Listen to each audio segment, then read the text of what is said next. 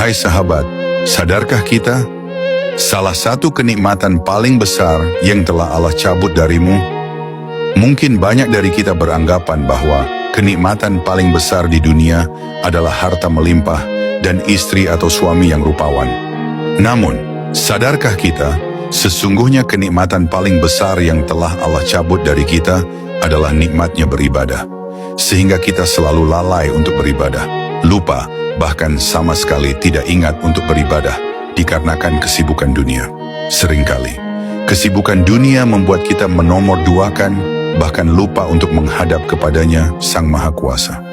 Maka dari itu, dalam keadaan apapun, marilah kita selalu memperbanyak zikir dan istighfar, agar kita selalu ingat kepada Allah Subhanahu wa Ta'ala.